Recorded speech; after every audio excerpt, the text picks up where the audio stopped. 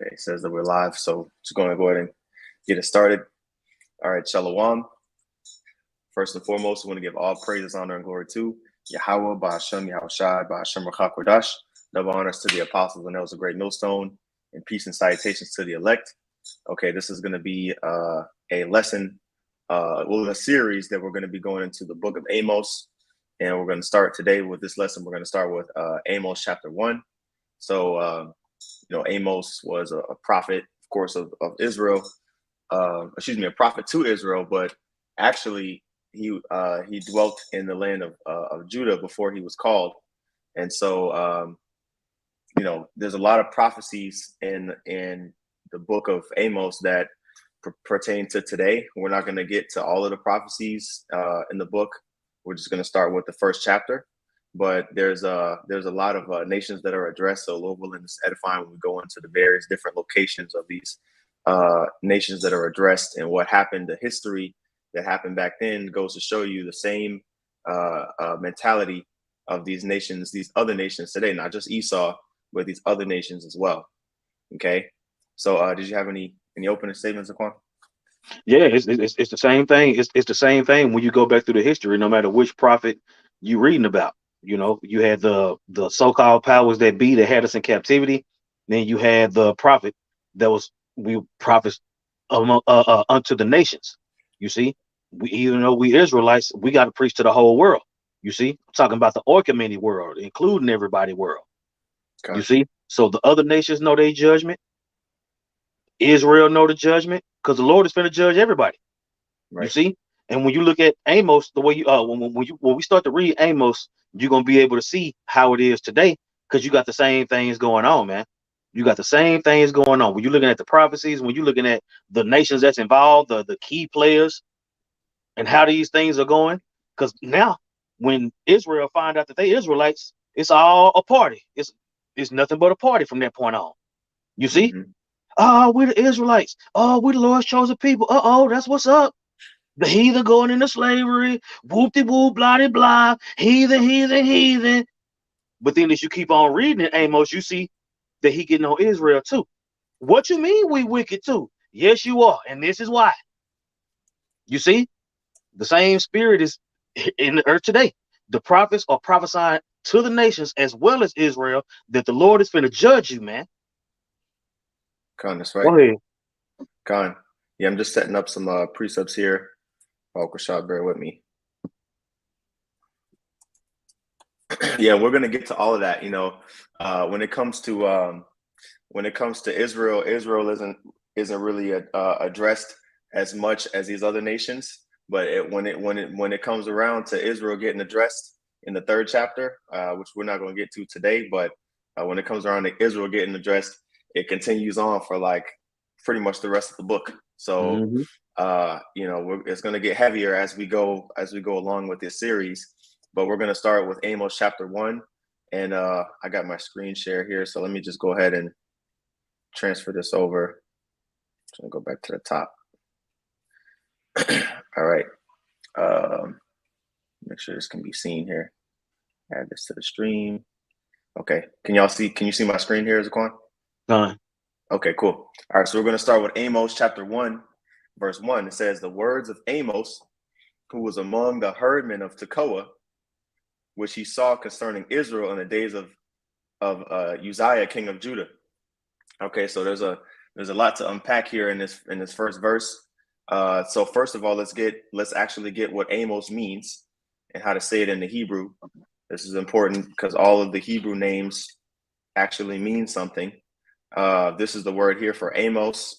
Strong's H5986, I'm a was, which means burden or burdensome. And the root word is Amos, which is a verb, which means to carry a load, to be laden with something, to impose a burden upon something. Okay. So I'm a was is like the noun version or the adjective version of that verb there, which means a burden or burdensome. Okay. Which is a spirit, because he put a spiritual burden, on all of these with all these prophecies that the Lord was speaking through him. You put a burden on the ears and in the hearts of the individuals or of the nations that he was addressing. Okay. Now it says who was among the herdmen of Tekoa. So a herdman, literally like a sheep keeper or a shepherd. He was a regular, shepherd. He was a regular, so-called a regular guy, right? When the Lord called him into the ministry. Not a coincidence that he was a shepherd. So Right. you keep on seeing these shepherds pop up in the scriptures, and they take on these roles of watching over the flock, bringing our people to repentance. Letting them know the Lord's instructions. Every time. If you love me, feed my sheep. If you love me, feed my lambs. Oh, Amos did that too, in his daily life and spiritually. You see, right. So when you look at the daily lives of our forefathers and you look at their spiritual lives, you can put yourself in those shoes. It's okay. Go ahead. That's right. And it says who was among the herdmen of Tekoa. Now, Amos speaks a little bit more to this. I'm going to jump to Amos chapter 7. I know eventually we're going to run into it again, but I'm going to just get this real quick. In Amos, the 7th chapter, he talks about how he was pretty much just a regular occupation individual before the Lord called him into this ministry. And so it just says, like yeah, exactly. Amos chapter 7, verse 14, it says, then answered Amos and said to Amaziah, I was no prophet, neither was I a prophet's son, but I was an herdman and a gatherer of sycamore fruit.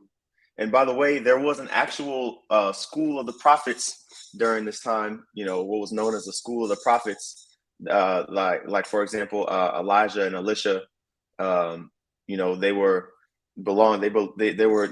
had that school of prophets. Even if you go into, I believe it's 2 Kings, the 1st chapter, where it talks about Elijah being caught up, or around the beginning of 2 Kings.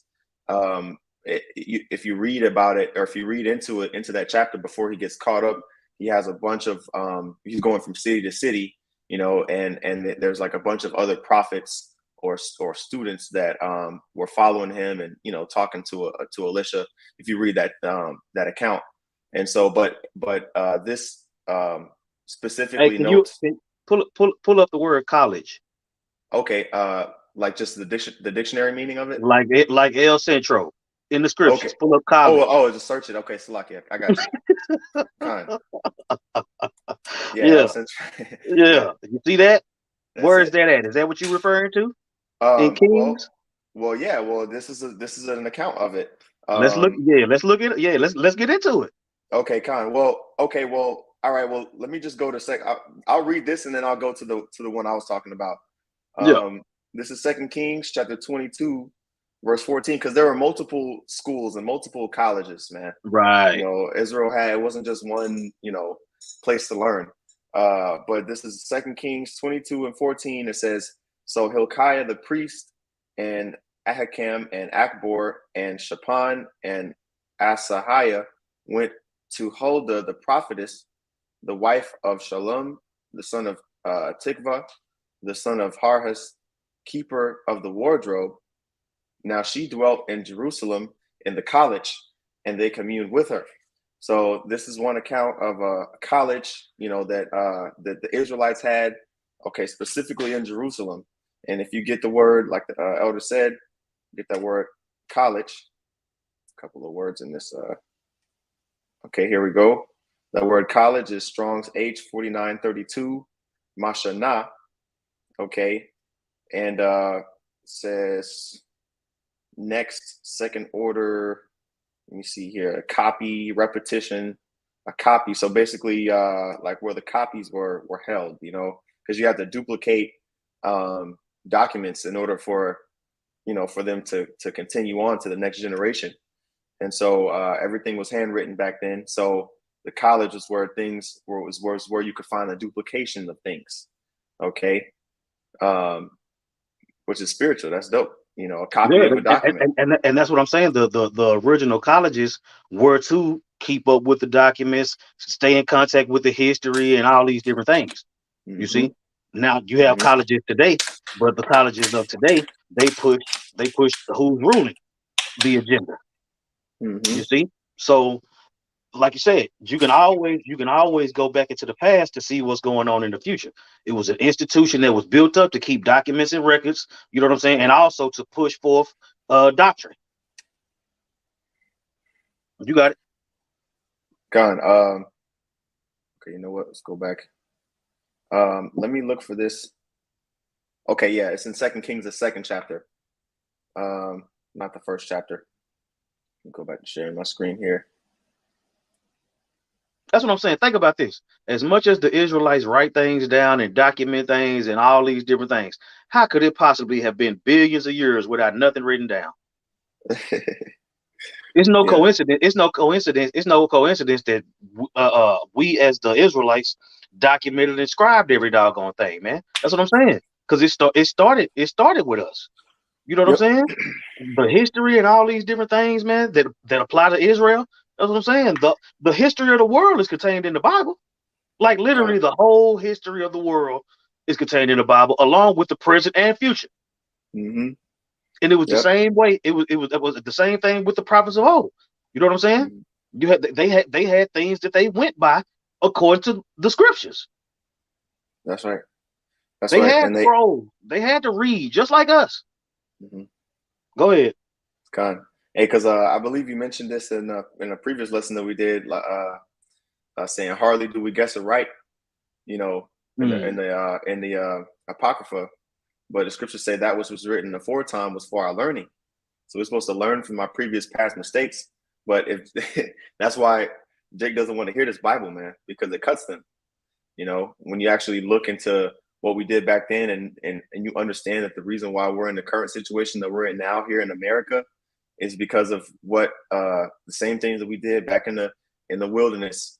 Okay, same things that led us to go into the Babylonian captivity, the Medo-Persian captivity, so on and so forth. It's because of our disobedience to the Lord. So that's why it's important to go over, you know, these accounts. And it's our history. Esau, I want to give you Black History Month. Well, this is the real so-called Black history, but it's not Black. It's Israelite history. Okay. That's right. So this is the reference that I was alluding to in 2 Kings chapter 2. And I'll just start at verse 1. And it came to pass when Yahweh would take up Elijah into heaven by a whirlwind, that Elijah went with Elisha from Gilgal. And Elijah said unto Elisha, tarry here, I pray thee, for Yahweh hath sent me to Bethel. And Elisha said unto him, as Yahweh liveth, and as my soul liveth, I will not leave thee. So they went down to Bethel. And the sons of the prophets that were there, you see that? The sons of the prophets, or the school of the prophets, that's what it was referred to as the sons of the prophets. Those were a group of prophets that pretty much, like the Lord told Elijah, I have preserved 7,000 men that have not bowed the knee to Baal, roughly paraphrasing. Okay, so these were the sons of the prophets. We're like we say, the prophets have always been on the scene. Just because it was just a few prophets by name that were mentioned at a particular time doesn't mean that there were not a whole slew of other prophets that were learning, and that they may not have been named necessarily. Just like today, we have brothers that have a little bit more notoriety throughout Israel. Well, starting with the apostles. The apostles are great millstone, right? Apostle Tahar, Apostle Gabar, Apostle Rakah, Apostle Ramlah, and then you have the elders of the camps, okay? And then there's just regular brothers like me, that are also teaching His word. So that's what was known as the sons of the prophets, and that was really the point, Gone. That's what I'm saying. So if it was sons of the prophets back then, there would have to be sons of the prophets now. You see, for those that can receive it, those prophets came back and they lots. Kind, Go ahead. Kind of says it says, and the sons of the prophets that were at Bethel came forth to Elisha and said unto him, knowest thou that the Lord Yahweh will take away thy master from thy head today? And he said, yea, I know it. hold ye your peace. And so Elisha, he had a very close relationship with Elijah. But the sons of the prophets were telling Elisha, look, the Lord gonna catch Elijah up, right, into the chariot. And so this wasn't just like some secret thing that only Elijah knew. Okay, that Elijah and Elisha knew. It was also known amongst the sons of the prophets because they all had that same. They were all close to the Lord like that. So that was the point on that. Let's go back to Amos chapter 1. Or excuse me, I'm sorry, Amos chapter 7, and then we'll go back to Amos 1. It says, then answered Amos and said to Amaziah, I was no prophet, neither was I a prophet's son, but I was an herdman and gatherer of sycamore fruit.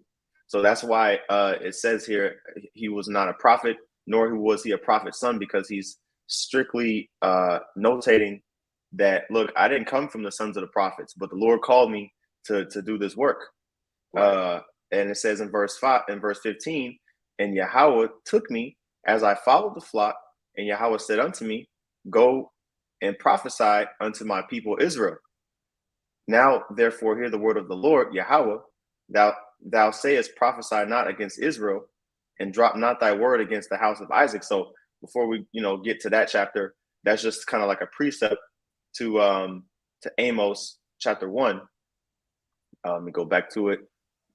Okay, just kind of getting like a what's the word? Just to kind of set the tone. Yeah, overview the water of his upbringing. And then it says, who was among the herdmen of Tekoa, which Tekoa was a city. Well, we can get that word too. It was actually a city in the southern kingdom. Now, if you look into it, Amos, he really was sent to prophesy unto the northern kingdom, okay, the kingdom of Israel, but he was from the southern kingdom. Okay, but Tekoa was kind of like a city that was on the edge. Well, I'll get the map, but that word Tekoa is Strong's H8620 Y, and it says a stockade. Let me see here. It says a town. Here we go. A town in the hill country of Judah. You see, so it was like a suburb of Judah near the city of Hebron, which was built by King Rehoboam of Judah, and it was also the birthplace of Amos.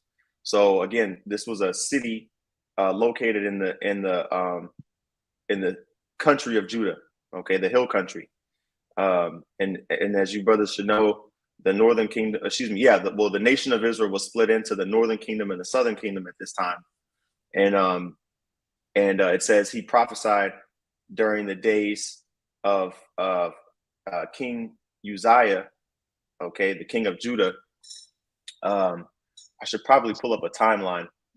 You want to say something, Zaquan? Let me see if I can pull a timeline up real quick. Gone. That's what's up. What you said you about to look for? I'm about to look for a timeline of just to kind of show brothers where we're at in the timeline of Israel. Gone. Just to kind of get a visual, man, because there's a lot of names that are named that like right. You kind of have to get. For me personally, I'm a visual learner, so I'm gonna just see if I can pull something up real quick. Oh yeah. But yeah, like when you get like we were saying, when you get into these historical accounts, you have to be able to understand through the spirit that you live in these same things, man. The places that you surrounded by, the people that you surrounded by, you know what I'm saying? The place where we go to camp, all those different things are brought up in the scriptures. You see, it ain't no way to get around it. If you understand that history repeats itself, if you understand the situations that our forefathers had to deal with, if you understand the situations that you're dealing with, only thing that's changing is the technology. But the concept don't go away. You see? Okay.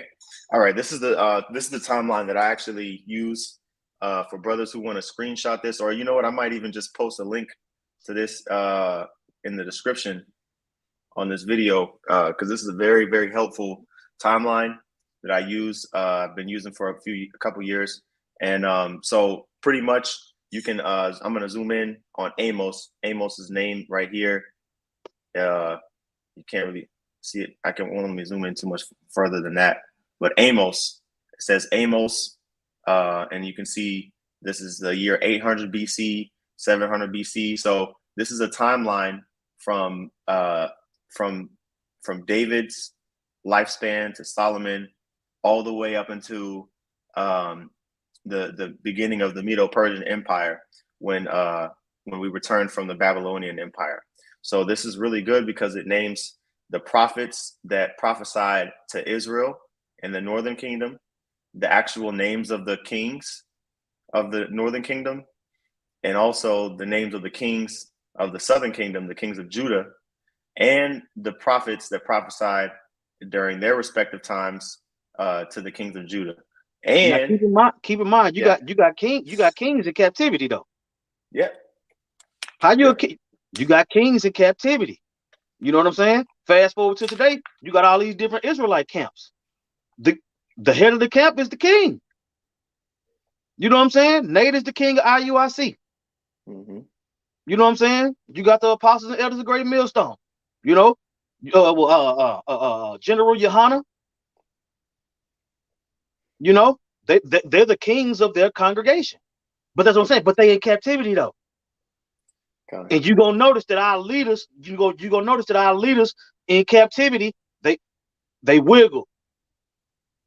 Right? Therefore, that's why Amos has to say the things that he's saying. Go ahead, bro. That's right. That's right. And also too, so the reason why I pulled this up is so that we can get an accurate understanding of these names. And, you know, it's basically, I mean, of course you have to read the scriptures. You can't just, you know, expect to learn the Bible just by looking at this timeline. Right. But this is a great reference to let you know, okay, Amos was a contemporary with Jeroboam, the king of Samaria, okay, in the northern kingdom, and then the king of Uzziah of the southern kingdom. He was a contemporary with that. And then it also names the kings of the other nations that ruled during that time, that were in power, I should say, during that time. That's what I'm saying. So now you got the heads of all these Israelite camps, whether it be the apostles, whether it be Nathaniel, whether it be General Yohana, whether it be Elder Ricard of GOCC, Elder Zabak of HOI, so on and so forth, right? But then in the provinces that they are in captivity in, you got the mayors and the governors, and you got Biden, and you got all these losers, right? Right. It's the same thing. It's the same thing. Trying to bring out the word in captivity. Yep. That's what I'm saying. So you'll have a contemporary. Bro, Tucker Carlson and all kind of dudes that came down to talk to the apostles. You see? Yep. That's what I'm saying. This happened. Also keep that in mind. This actually happened. Right? It was a man named Amos that was a regular dude that the Lord put the spirit on him. Mm-hmm. Same thing with you. Let's go. All right. So it says, the words of Amos, who was among the herdmen of Tekoa, which he saw concerning Israel in the days of Uzziah, king of Judah, and the days of Jeroboam, the son of Joash, king of Israel, 2 years before the earthquake. Okay. It says in verse 2, and he said, Yahweh, Ba'ashem Yahushai, will roar from Zion and utter his voice from Jerusalem, and the habitations of the shepherds shall mourn, and the top of Carmel shall wither. So that's what I'm saying. The Lord's gonna have his men push the word out, man, to warn everybody. Let everybody know, look, this is what's about to go down. Mm-hmm. He always sent his prophets out first. It says the Lord God will do nothing, but he revealed his secrets to his servants, the prophets. You see? Amos wasn't even of the school of the prophets, but the Lord used him anyway. That's it. Amos is another representation of the Lord doing what he wanted to. I want to put the spirit on you for you to speak my word. And that's what you're going to do. Go ahead. It says, and by the way, all of these cities that were mentioned, Zion is particularly is a name of, is symbolic of Israel. And in Jerusalem was a city in Judah, and the habitations of the shepherds shall mourn, and the top of Carmel shall wither.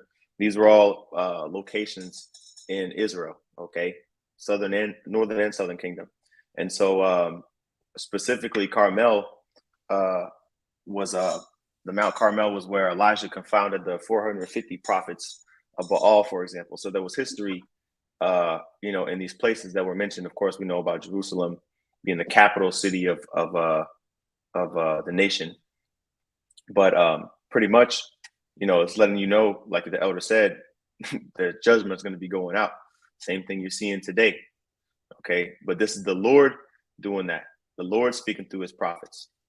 Okay, so it says in verse 3, for thus saith Yahweh, for 3 transgressions of Damascus, and for 4, I will not turn away the punishment thereof.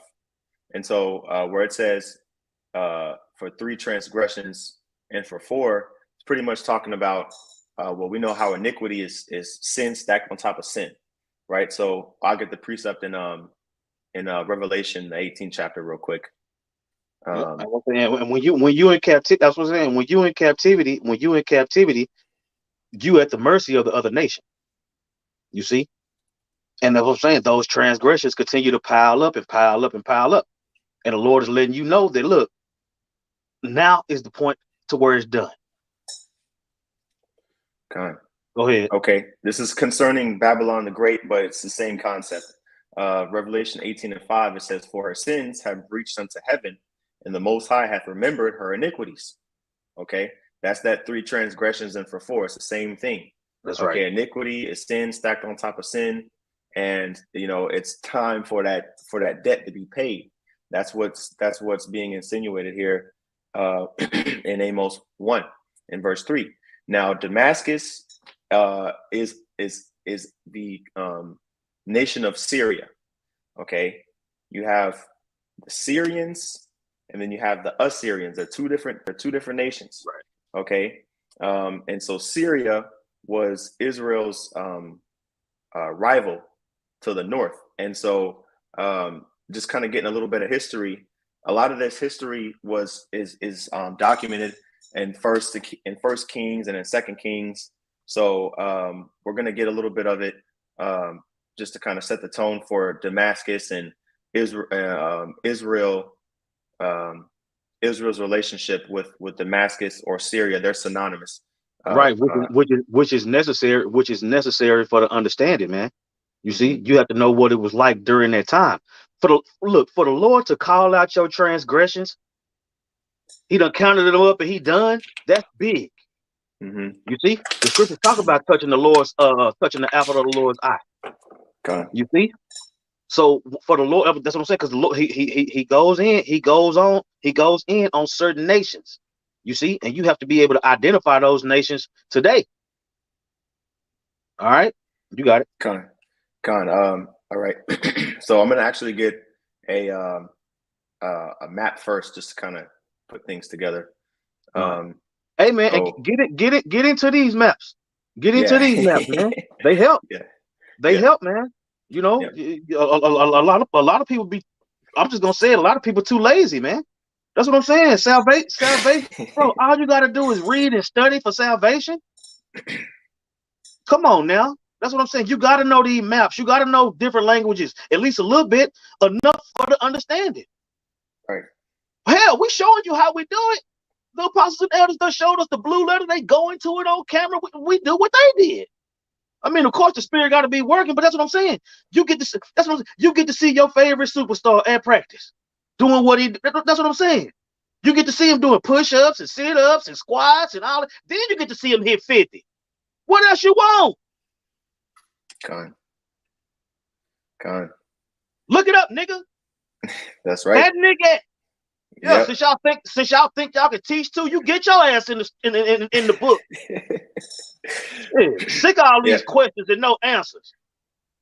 Okay. Go ahead. The scriptures say, "Blessed is he that readeth." Man, we're in the information age, man. The elders, back in the old school, the elders, apostles will tell you, well, I mean, it doesn't take a rocket scientist to know that there was no internet. You know what I mean? Right. So, you had to go to the library and look this stuff up. To the college, There you go. But this map here is from What's website is this? churchofjesuschrist.org. And then, they have a bunch of different other maps, but this is a physical map of the Holy Land. So this is a good one because it kind of shows all of the neighboring areas. All right. So we just read Amos 1 and 3 concerning Damascus, right? So Damascus was a city located on the north of Samaria. So you have Samaria right here. I can't highlight it, but you can see it here. Samaria. This is what consisted of the northern kingdom of Israel. Okay. And then to the south was the southern kingdom. Okay. And so Damascus right here was the city, but it was the Syrians dwelt here. And pretty much I'm going to get the precept, but the Syrians and the northern kingdom of Israel were at war with one another constantly from its inception, from basically Jeroboam, right, which was the first king of Israel, up until the Assyrians took them over. And so let's get that precept real quick in 1 Kings chapter 1. And by the way, Aram is Syria, is Damascus. It's all the same thing. It's the same nation. The nation of Aram are the Syrians. Okay. Yeah. Now, not the same as the Assyrians, different nations. But anyway, this is 1 Kings chapter 20, verse 1. It says, and Ben-Hadad, the king of Syria, gathered all his hosts together, and there were 32 kings with him. Like you said, Elder, there's multiple kings. The king of Syria had 32 kings with him, right? It says, and horses and chariots, and he went up and besieged Samaria and warred against it. So again, Samaria is the northern kingdom. It's Samaria is the landmass that the northern kingdom inherited. Okay, Upper Galilee, Lower Galilee, Nazareth, and Samaria. Samaria is all pretty much the northern kingdom. When you hear Samaria, if you go on the Blue Letter and you type in Samaria, it's talking about the northern kingdom. Okay, the 9 tribes, that consisted of the northern kingdom. Okay, and so you can because it was if I say abhor when Jake be saying abhor not an Edomite. You know what I'm saying? It's not actually Edomite right there. Mm-hmm. You know what I'm saying? It goes into the Syrians. Abhor not abhor not an Aramite or there you go. There you go. So when you get in that mind state, then you understand what this is going into. You see? You got it.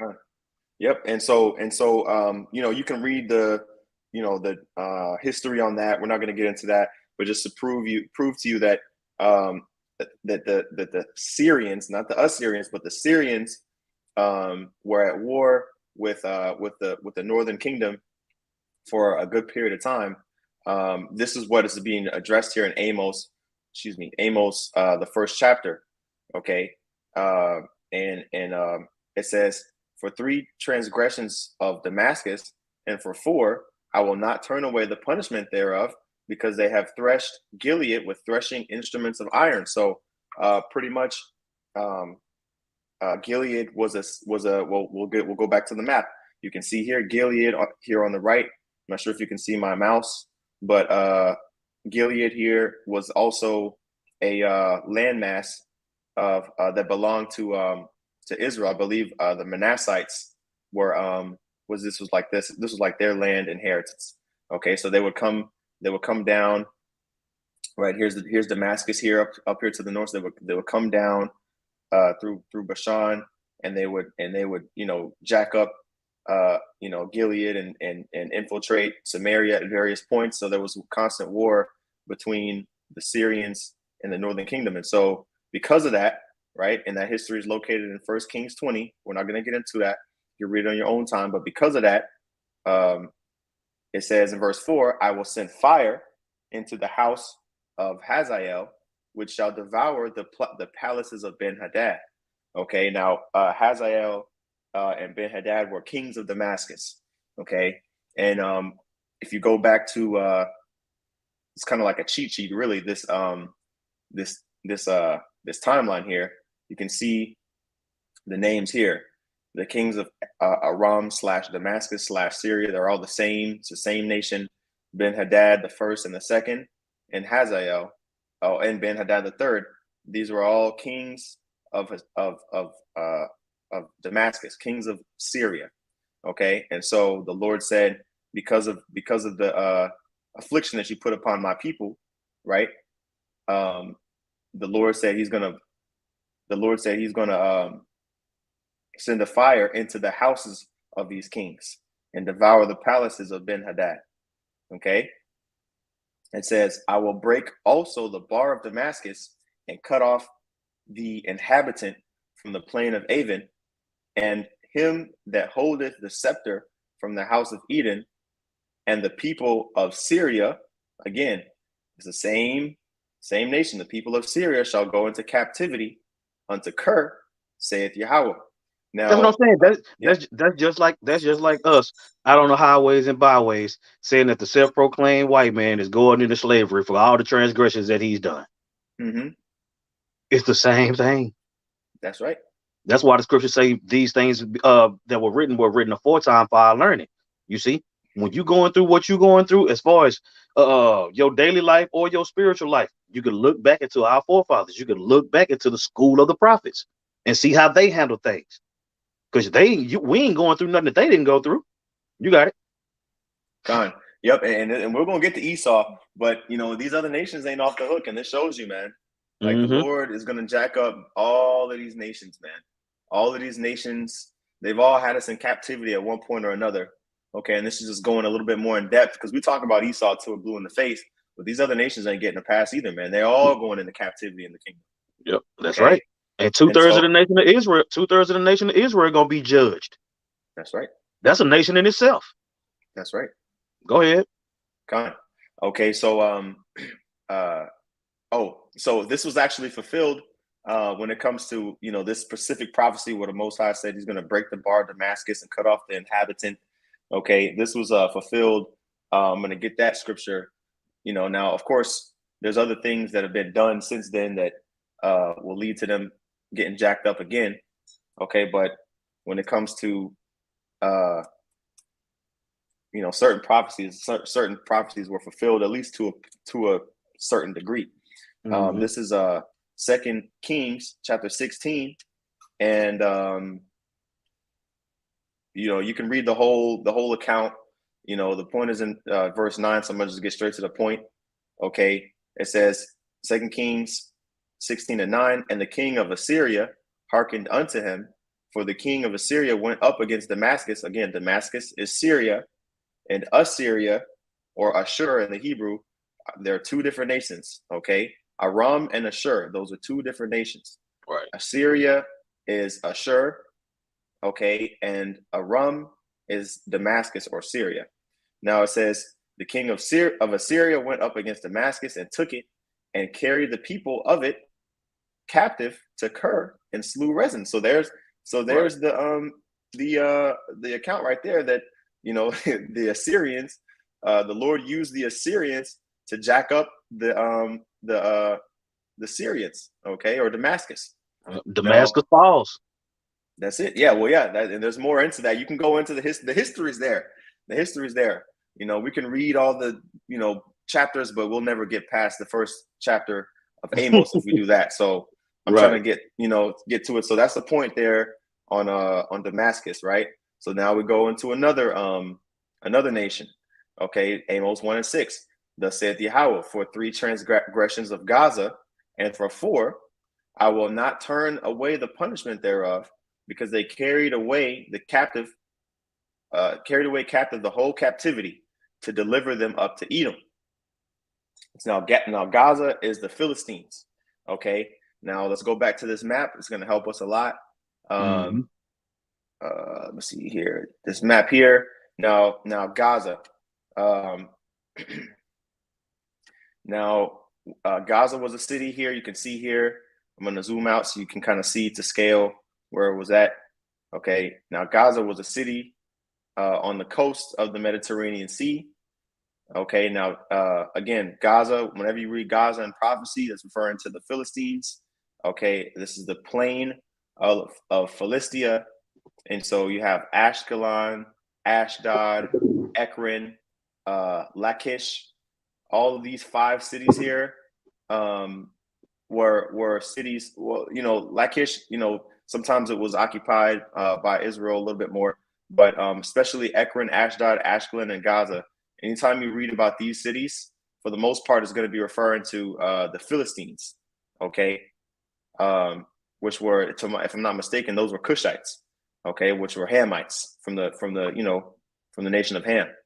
And so the history on that is expounded upon here. It says, I will not turn away the punishment thereof, because they carried away captive the whole captivity to deliver them up to Edom. Okay. And so the history on that was that pretty much when you go into the commentaries, they helped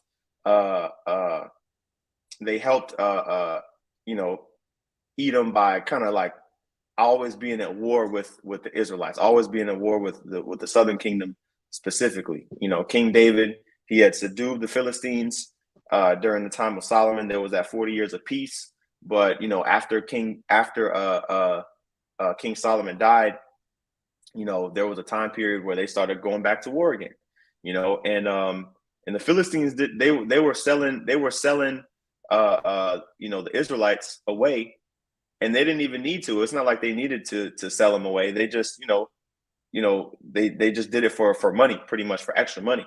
So it was kind of like they had to fulfill prophecy. Yeah. Yep. Yeah. So it was kind of like unwarranted. Like, obviously when you win a battle, you're going to take prisoners of war, but just like the scriptures say in Zechariah, the 1st chapter, man, the Lord is sort of displeased with the heathen, okay, right, because he was a little bit displeased with Israel. So he used the heathen to judge us, but the heathen helped forward the affliction. They went overboard, to the point where it's like, okay, now the Lord's going to jack these other nations up for doing too much, And so in verse 7, and if you have any precepts or any points of quality, Balkashah, stop me, but I'm just going to kind of go with the flow here. No, you got it. You got it.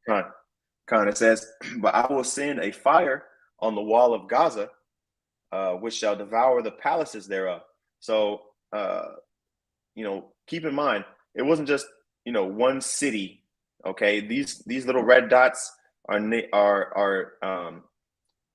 big. They were like big cities, but there were many smaller other little, cities that were walled.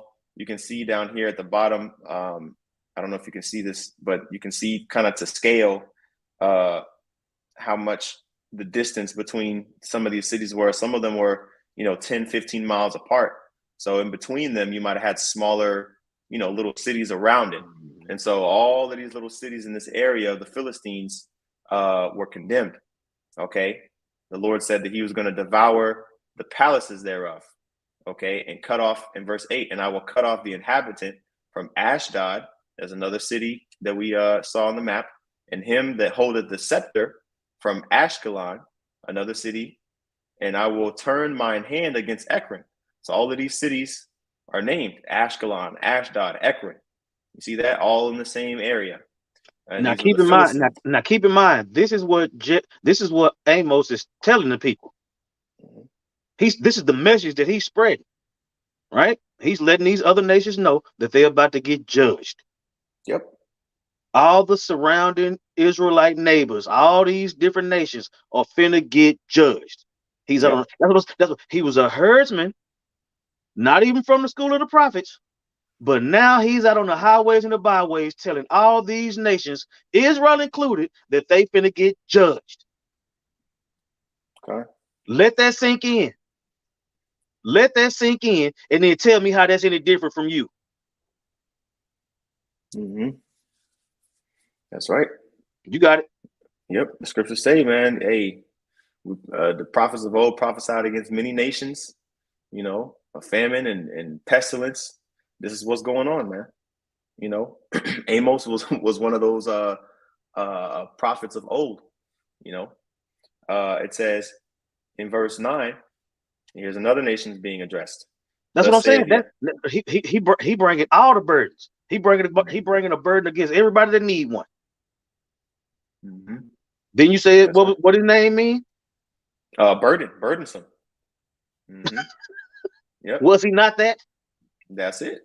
That's what I'm saying. And whether you, for those who can receive it, he might be walking the earth today doing the same exact thing. Mm-hmm. You got it. Yep. I don't know why it's like taking eons to load. Let me go up. There's so many precepts just on this one verse. It's funny. Right. I literally got to scroll all. I don't even know why it brought up so many precepts. That's crazy. Let me just X out of that. This is Amos chapter 1 and verse 9. It says, "Thus saith Yahweh, for 3 transgressions of Tyrus, and for 4, I will not turn away the punishment thereof, because they delivered up the whole captivity to Edom, and remembered not the brotherly covenant." Okay, so now we have another nation being addressed, Tyrus. Okay. That brotherly covenant that Edom broke go back to Jacob and Esau. You know what I'm saying? Mm-hmm. Esau got with the whole situation where Jacob over the birthright. You know, Mm-hmm. Esau vowed that he was gonna kill Jacob after Isaac died, and that spirit never died. So it made its way all the way up to this point. You see, That's right. when that whole race it, you know what I'm saying? Daughter of Babylon, all these prophecies, you see, that brotherly covenant was broken when Esau gave us up to these heathen. Mm-hmm. You got it.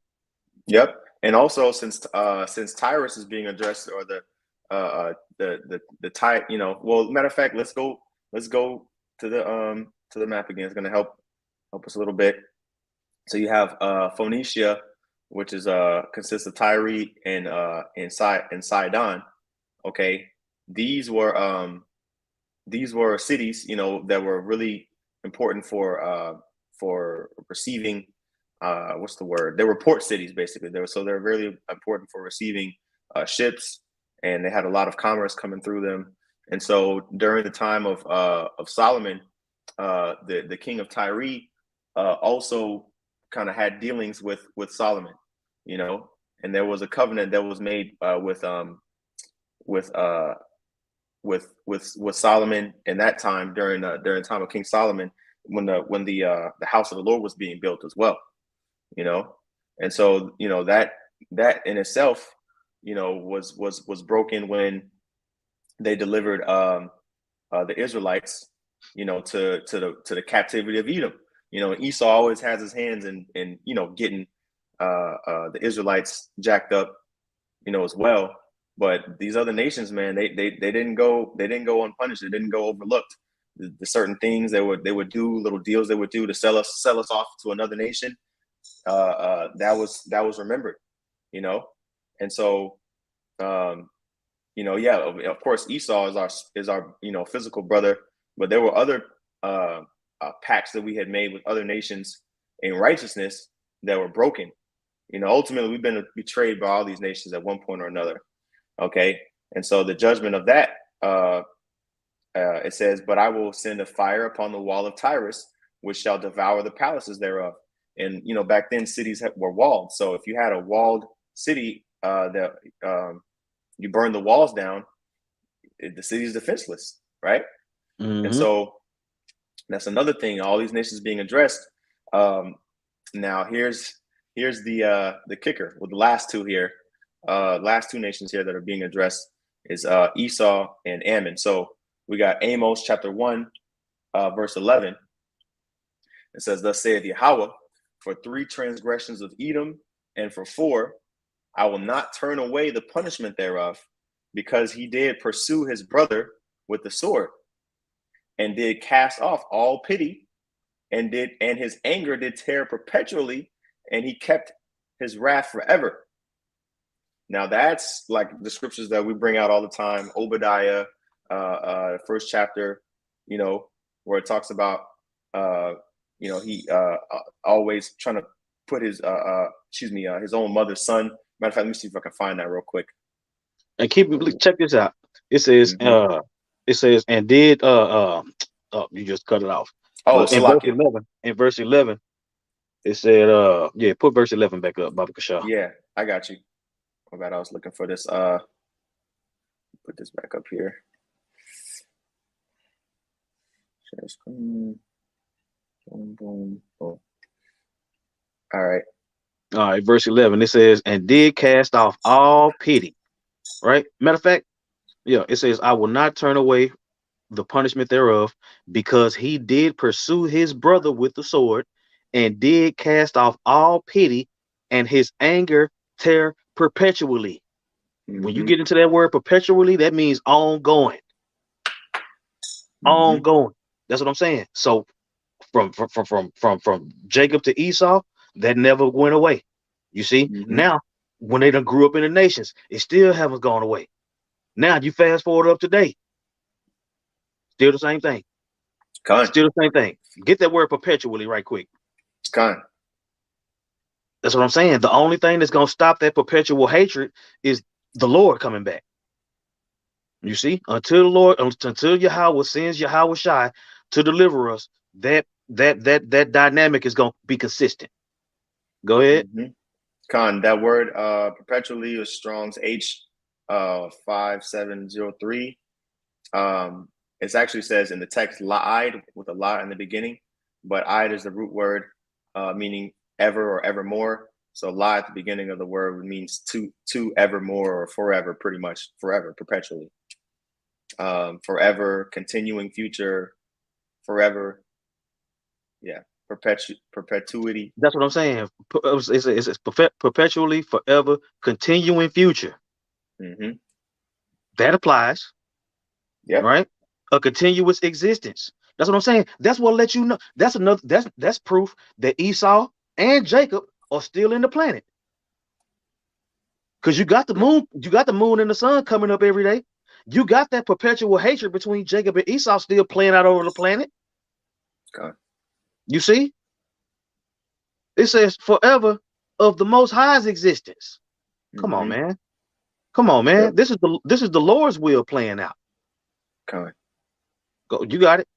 All right. Going back here. Oh, so I had that scripture that I was quoting here concerning Esau. I'm gonna just get this and just pull this up here. Psalms. It was Psalms, and we'll also get Obadiah, but Psalms chapter 50. This is Psalms chapter 50. Heck. Psalms 50 and 20. It says, actually, I'll start up. Verse 18. It says, Psalms 50 and 18, when thou sawest the thief, then thou consentest with him and hast been partaker with adulterers. Okay, talking about Esau, really, because if you read up, it says, but unto the wicked, the Most High saith, what hast thou to do to declare my statutes? Now, who's the wicked? Who's the seed of the serpent? Esau, man. Okay, so he has a particular categorization separate from the other nations, denoting that he is more wicked than all of them. Okay, and it says, when thou sawest a thief, these other nations, they stole us and sold us off to Esau. It says, then thou consentest. When you consent to something, that means you agree. You make a deal. You strike a deal. Right. It says, then thou consentest with him and has been a partaker with adulterers. Okay, thou givest thy mouth to evil, and thy tongue frameth deceit. That's why we call Esau the devil, man, because that's what this devil means, deceiver. Okay, and all he does is lie and speak evil on the earth. It says, thou sittest and speakest against thy brother. Okay, now who was Esau's brother? Jacob. Okay, Jacob, whose name was changed to Israel. And so it says, thou sittest and speakest against thy brother, thou slanderest thine own mother's son. So that's your own brother. Okay, but you talking all manners of evil against him, saying when the days of mourning of my father are over, then I'm going to kill my brother. That's the spirit that Esau is in. Okay, and so this is a precept to Amos 1 and 11, man. All right. Let me see how long we've been going here. A little minute. All right, we can. Almost an hour. Yeah, Yeah, okay. We're gonna go on to the next verse. You brothers know the precepts on Esau. Okay, it says, but I will, verse 12, but I will send a fire upon Teman which Teman is a chief city in East and Edom, which shall devour the places of Bozrah, another city in Edom. Okay. Chief city in Edom, I believe. Yeah, matter of fact, because what's Isaiah 63? It talks about the Lord coming back, going through Bozrah. You got it. That's right. That's right. Okay, and then the last nation that's addressed here in this chapter is Ammon. Okay, so this is Amos, Amos chapter 1, verse 13. For thus saith Yahweh, for 3 transgressions of the children of Ammon, and for 4, I will not turn away the punishment thereof, because they have ripped up the women with child of Gilead, that they might enlarge their border. All right, now let's get into this map one more time. Oh, and we skipped Edom, but Edom's down here to the south. Okay, you got Idumea and Edom. It's the same thing, really. To the south of the southern kingdom. Okay, and you have Ammon, the Ammonites. Oh, well, we didn't even identify the Edomites. Edomites is the self-proclaimed white people today, the Caucasians. Okay, the Cajuns of Ka. Right. No. Yeah. Oh, yeah. Salaki. Yeah. Shout out, big bro Malcolm. That's it. You know, the individuals from the mountains of Seir. Okay, this is Mount Seir. This area here is Edom, the nation of Edom. Okay, scriptures say Esau is Edom. So we also have Ammon, with the modern day Japanese, individuals today. Okay, Ammon and Moab both came from Lot. All right, so and then going into these nations, there's 18 nations. You got to go into the nations, be able to know when certain nations are named, which people group it's talking about. Okay, because we all dwelt in a lot closer proximity back then. Because guess what, man? This landmass was a very, very fruitful landmass to dwell in back then. So all the nations dwelt along this area. Most of them, not all of them. A lot of nations dwelt in this area, because also the population wasn't nearly as much as it is today.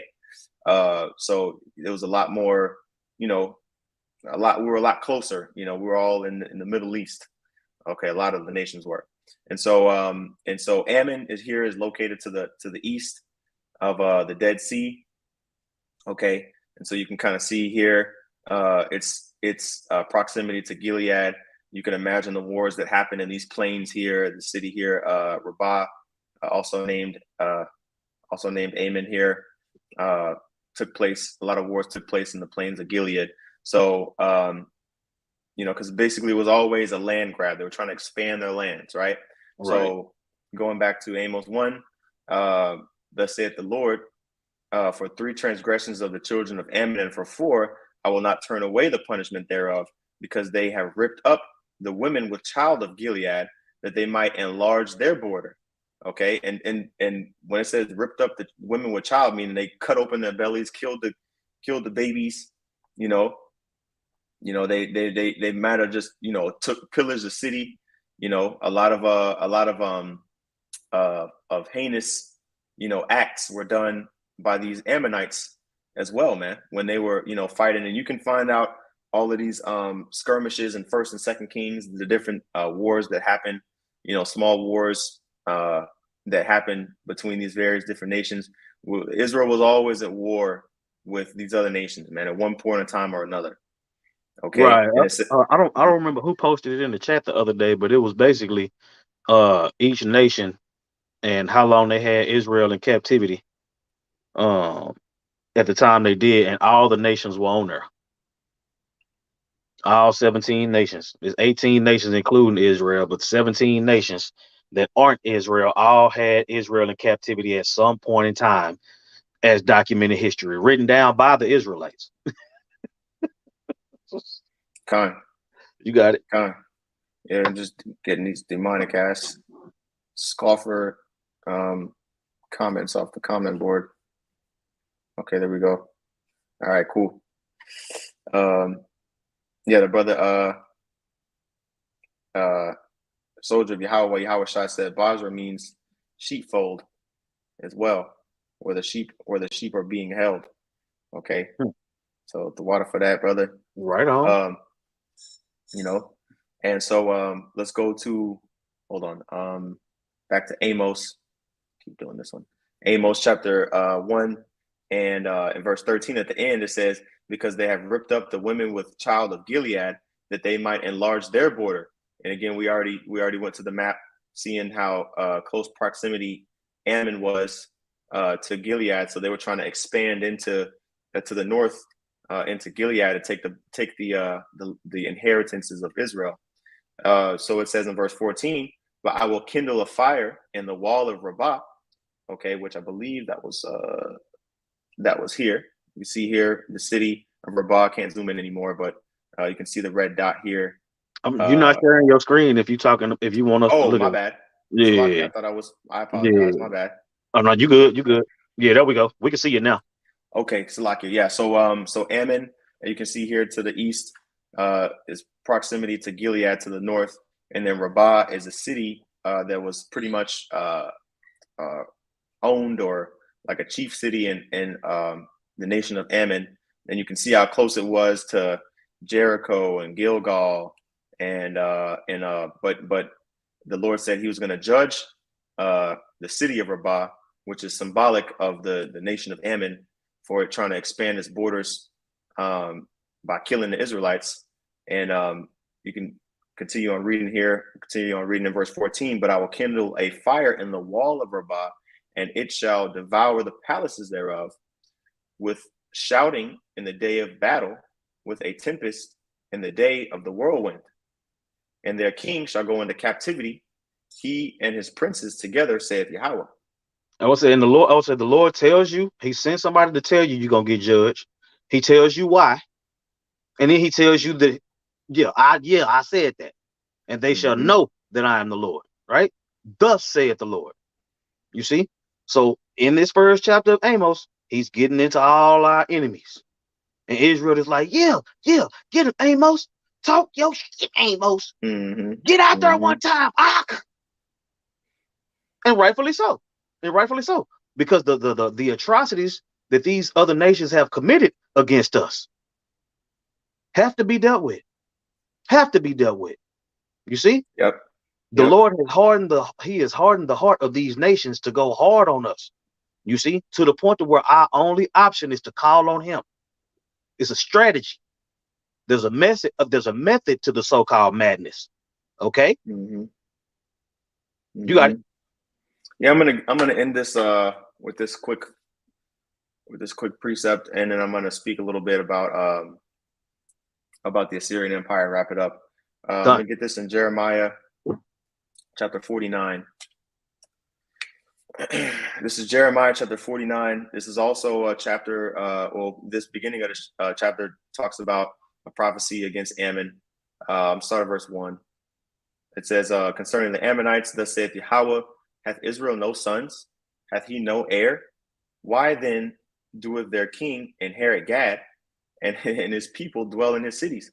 So again, the Ammonites, at one point or another dwelt in the lands of Gad, okay, because they had taken over their cities. And it's a rhetorical question. Does Israel not have an inheritance? Does he not have a land that the Most High set up for them to live in? And the answer is yes. The Most High did give the tribe of Gad a land inheritance, but the Ammonites had taken it over. Okay, it says therefore, and these Amalekites that think they're not gonna get judged for all of the madness that they're doing over there in the Lord's land, man. They got another thing coming. Okay, right. But we on Ammon right now. It says, therefore, behold, the days come, saith Yahweh, that I will cause an alarm of war to be heard in Rabbah, which we already established. Rabbah is a city in Ammon, Rabbah of the Ammonites, and it shall be a desolate heap, and her daughters shall be burned with fire. Then shall Israel be heir unto them that were his heirs, saith Yahweh. So that lets you know, man, the Lord is not, we get on Israel a lot and we get on Esau a lot, but there's many like I don't want to call them like buffer chapters, but a lot of chapters that we may not visit as much, or a lot of precepts that we may not quote off the top of our head as much. It doesn't mean it's not in there, man. You know, these other nations they definitely got another thing coming. And concerning the Assyrian Empire, I'm gonna end it off on just kind of circling it all back to the relevance of the Assyrian Empire. So you can see here, Amos. I'm gonna zoom in a little bit. Amos here said he prophesied around 760 BC. If you go down to the bottom of this timeline, you can see pretty much the end of the reign of the kings of Damascus, the kings of Syria, and the beginning of the reign of the kings of Assyria, because pretty much during the time of Amos and the king Uzziah, the Assyrians started taking over the neighboring nations.